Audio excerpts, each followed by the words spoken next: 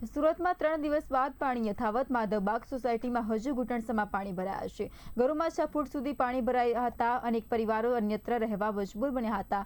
પીવાનું પાણી અને દૂધ મેળવવા મુશ્કેલી। નાના બાળકો અને વૃદ્ધોની હાલત દયનીય બની છે। 4 દિવસથી સોસાયટીમાં વીજ પુરવઠો બંધ કરાયો છે। લોકો ઘરની બહાર પણ નીકળી શકતા નથી। સ્થાનિકોએ તંત્ર સામે ભારે રોષ વ્યક્ત કર્યો। અધિકારીઓ ન પહોંચ્યાનો સ્થાનિકોનો આક્ષેપ। અહીંયા અમે સુરતમાં પરતપાટિયા માધવબાગ વિસ્તારમાં રહીએ છીએ। માધવબાગ વિસ્તારમાં આજે 15 દિવસમાં બીજી વાર પાણી આવ્યું છે।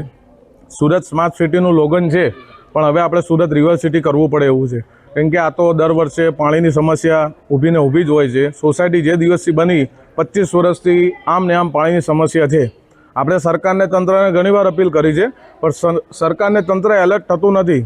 સરકારને તંત્રને હવે એલર્ટ થવું પડે એવું છે, નહીં તો અમારે દિલ્હીવાળી કરવાની જરૂર 100% લાગે છે। દિલ્હીવાળીમાં સરકારે ઝૂકી છે અને શિક્ષણ મંત્રી જે હતા તેમને બી રાજીનામું આપી દીધું છે। તો અમે સરકારને અને તંત્રને એ અપીલ કરીએ કે અમે એ બધું ના કરીએ, પહેલાં તમે નિવારણ લાવી દો તો કોઈનું ભણવાનું ના બગડે, કોઈ દંગા પ્રસાદ ના થાય, એવી અમારી સરકારને તંત્રને અપીલ છે। નહીં તો છેલ્લે દિલ્હીવાળી તો આ વખતે ફાઇનલ કરી જ દેવાની છે। 25 વર્ષથી હેરાન થઈ રહ્યા છીએ।